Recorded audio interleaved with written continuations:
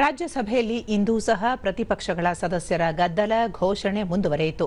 ಇದರ ನಡುವೆಯೇ ಸಂಸದೀಯ ಕಾರ್ಯವಾಹಿ ಕುರಿತು ವಿವಿಧ ಕಾಗದ ಪತ್ರಗಳನ್ನು ಹಲವು ಸದಸ್ಯರು ಮಂಡಿಸಿದರು.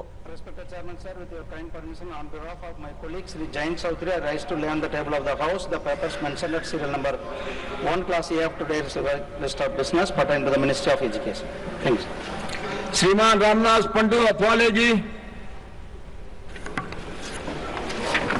Respected Chairman Sir, ಬಳಿಕ ಸಭಾಪೀಠದ ಅನುಮತಿ ಮೇರೆಗೆ ಪ್ರಸ್ತಾಪಿಸುವ ವಿಷಯದ ಮೇಲಿನ ಚರ್ಚೆಯ ವೇಳೆ ಪ್ರತಿಪಕ್ಷಗಳ ಸದಸ್ಯರ ಗದ್ದಲ ಹೆಚ್ಚಾಯಿತು. ಸುಗಮ ಕಲಾಪಕ್ಕೆ ಅವಕಾಶ ನೀಡುವಂತೆ ಸಭಾಪತಿ ಸಿಪಿ ರಾಧಾಕೃಷ್ಣನ್ ಹಲವು ಬಾರಿ ಮನವಿ ಮಾಡಿದರೂ ಗದ್ದಲ ಮುಂದುವರೆದಾಗ ಕಲಾಪವನ್ನು ಮಧ್ಯಾಹ್ನ 12 ಗಂಟೆಗೆ ಮುಂದೂಡಿದರು.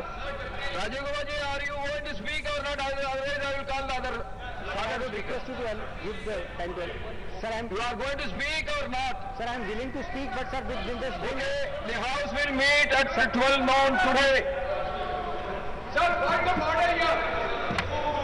There is no point of order and there is no order in the House.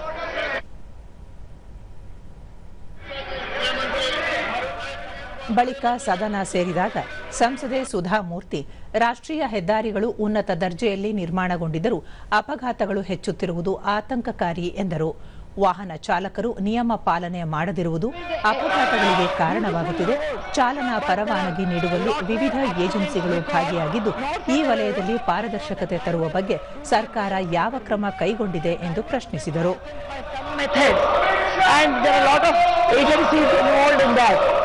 Do you have any procedure or any new scheme so that there should be a transparency and actual driving license should be given to the actual method of giving license to the drivers so that we can reduce the accidents on the national highway? Thank you, sir.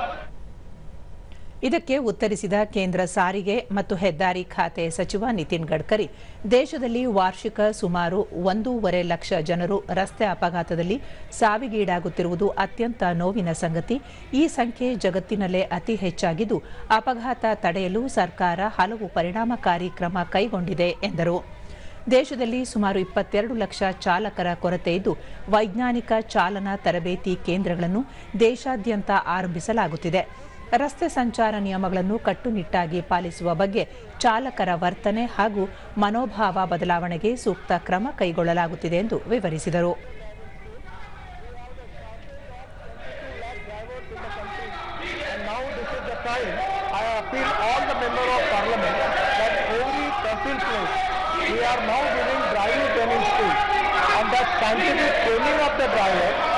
Very important regarding the lane discipline, regarding the rules of the road, and that we can save the accident and life of the people.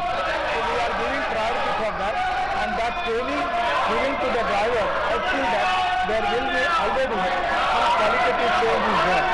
Your valuable suggestion is anywhere related with the subject. All welcome. We will consider.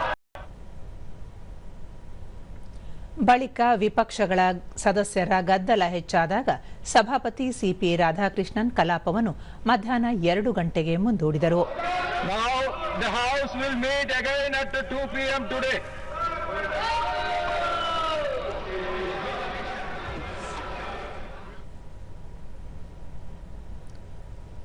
ಭೋಜನ ವಿರಾಮದ ಬಳಿಕ ಸದನ ಸೇರಿದಾಗ ಕಾನೂನು ಮತ್ತು ನ್ಯಾಯಾಂಗ ಖಾತೆ ಸಚಿವ ಅರ್ಜುನ್ ರಾಮ್ ಮೇಘ್ವಾಲ್ ಸುಪ್ರೀಂ ಕೋರ್ಟ್ ನ್ಯಾಯಮೂರ್ತಿಗಳ ಸಂಖ್ಯೆ ತಿದ್ದುಪಡಿ ಮಸೂದೆ 2026 ಮಂಡಿಸಿದರು.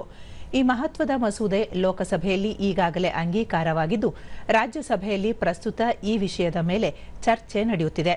ಸುಪ್ರೀಂ ಕೋರ್ಟ್ ನ್ಯಾಯಮೂರ್ತಿಗಳ ಸಂಖ್ಯೆಯನ್ನು 33ರಿಂದ 37ಕ್ಕೆ ಏರಿಕೆ ಮಾಡುವ ಕುರಿತು ಈಗಾಗಲೇ ರಾಷ್ಟ್ರಪತಿಯವರು ಸುಗ್ರೀವಾಜ್ಞೆ ಹೊರಡಿಸಿದ್ದು ಸಂಸತ್ ಅಂಗೀಕಾರ ದೊರೆತ ನಂತರ ಇದು ಕಾನೂನಾಗಿ ಜಾರಿಗೊಳ್ಳಲಿದೆ.